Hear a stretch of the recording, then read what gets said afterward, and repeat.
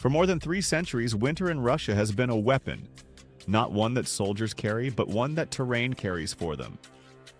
A silent force multiplier that has shattered armies, frozen supply lines, and turned confident advances into desperate retreats. Napoleon learned this lesson in 1812. Hitler learned it during Operation Barbarossa. Sweden lost an empire to it in the early 1700s. But here is what makes January 2026 different. Russia is not defending its homeland, it is the invading force. And the same conditions that once protected Russian soil are now working against Russian soldiers on Ukrainian ground. This is not a story about superior Ukrainian firepower alone. This is about how weather, logistics, and command decisions intersect to create a cascading operational crisis. By the end of this analysis, you will understand what is confirmed, what remains unclear, and what indicators to watch in the weeks ahead.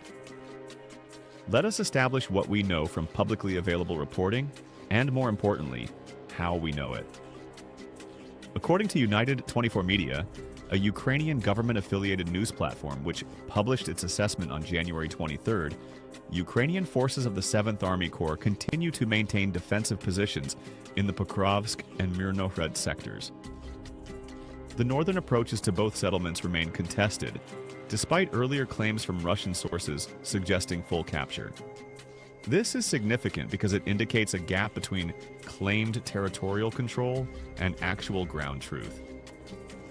The Institute for the Study of War, a Washington-based research organization with a track record of mapping conflict zones using open-source intelligence, published battlefield assessments on both January 24th and January 25th. Both reports contain nearly identical language regarding Russian offensive operations in the Pokrovsk direction. Russian forces continued attacks but did not make confirmed territorial gains on either date. The Institute bases these assessments on geolocated footage, satellite imagery, and statements from both Ukrainian and Russian official sources. When an organization that cross-references multiple evidence streams reports no confirmed advances over consecutive days despite ongoing offensive operations, this represents a meaningful data point. This pattern of sustained effort without measurable advance suggests something beyond simple Ukrainian resistance is at work. The question becomes what additional factors are constraining Russian operational effectiveness.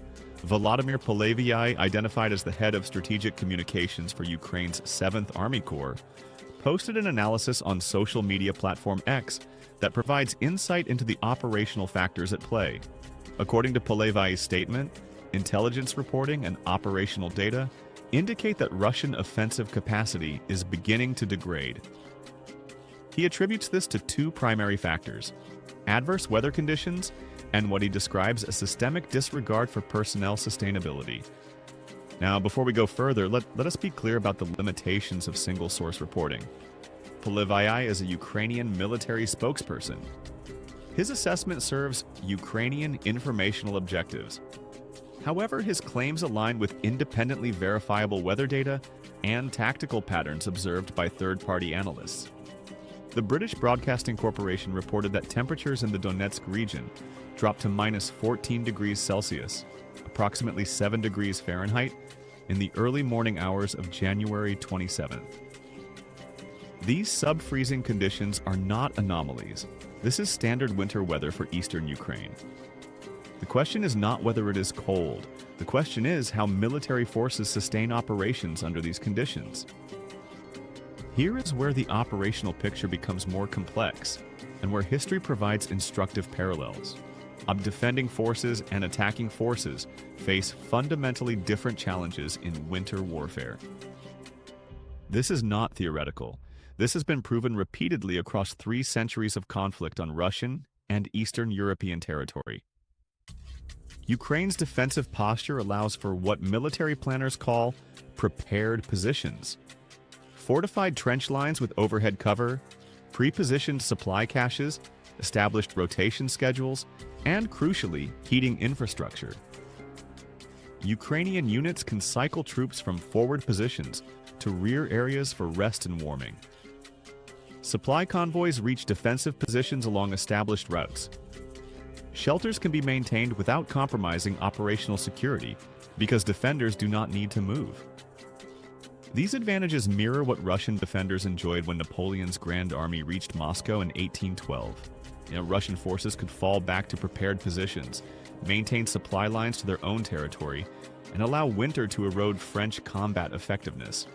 By the time Napoleon began his retreat, his army had lost more soldiers to cold and starvation than to Russian military action. The Wehrmacht faced similar dynamics during Operation Barbarossa. German forces advanced rapidly through summer and autumn of 1941, but when winter arrived, their extended supply lines could not deliver adequate cold weather equipment, winterized lubricants, or sufficient fuel. Soviet defenders operating close to their logistics bases could rotate troops and maintain equipment. The result was the failure of the German offensive outside Moscow and the beginning of a strategic reversal that ultimately ended at Berlin.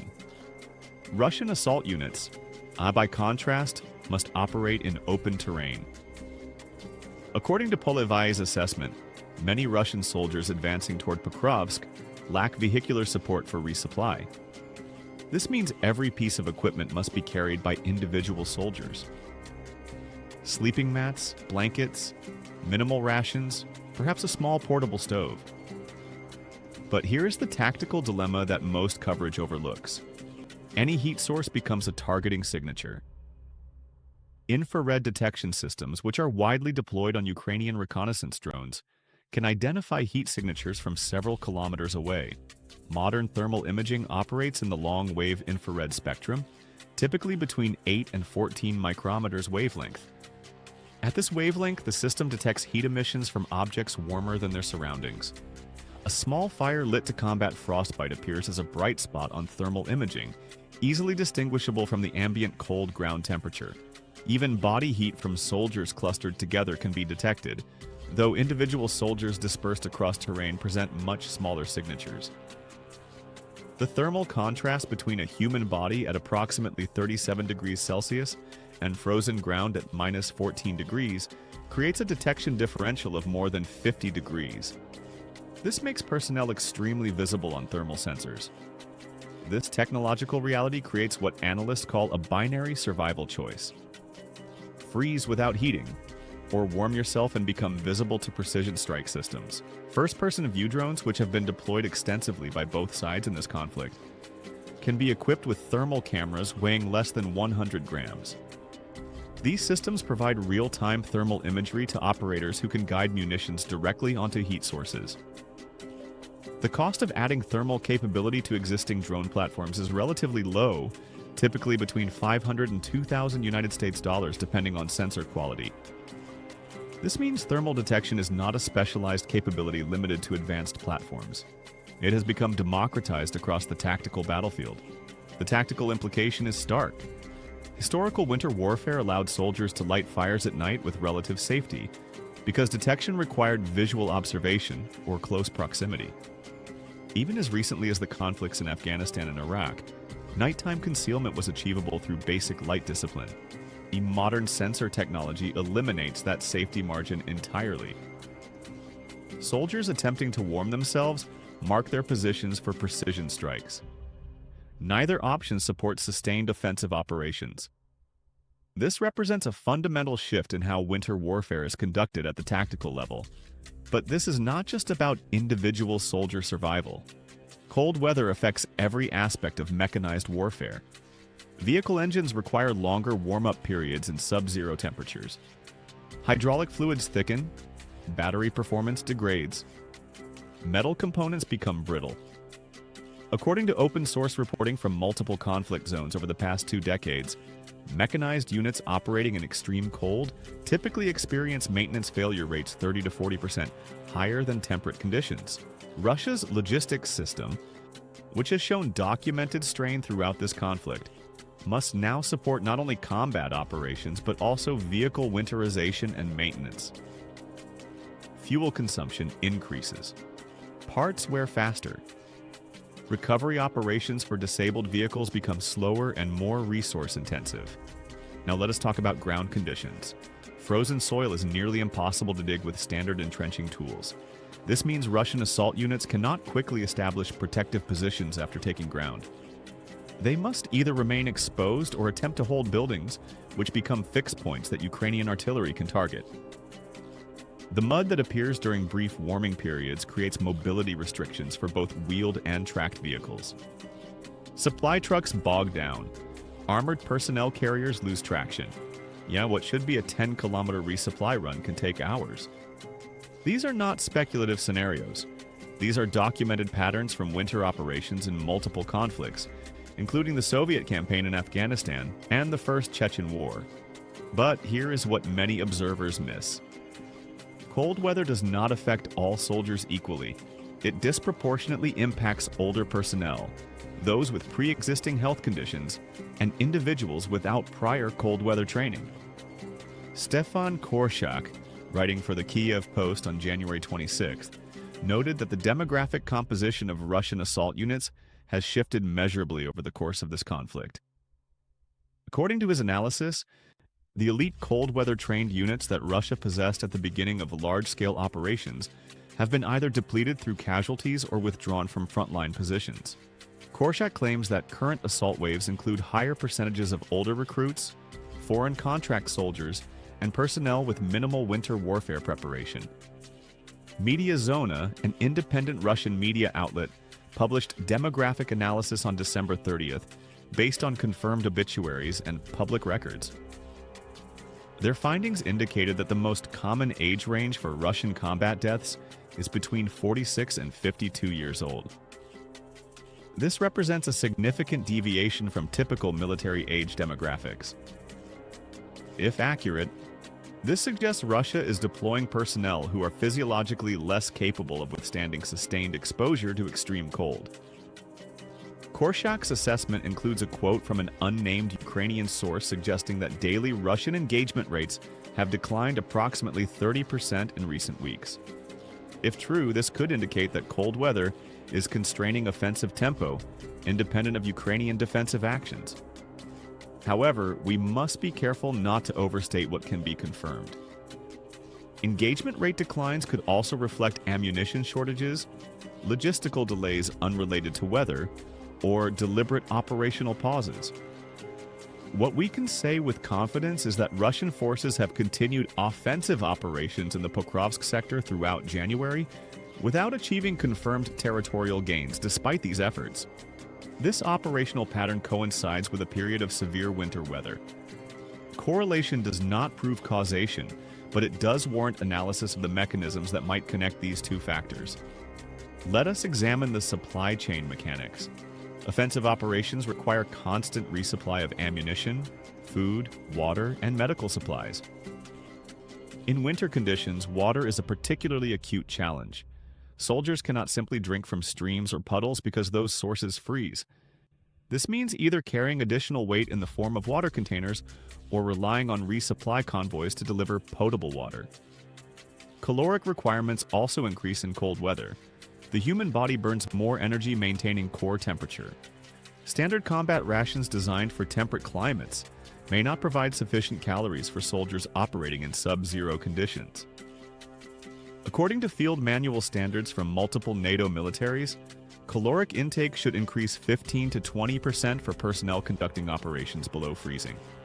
Reports from multiple sources, including CNN coverage from December 2022 and the Telegraph reporting from late 2025, have documented equipment shortages among Russian forces.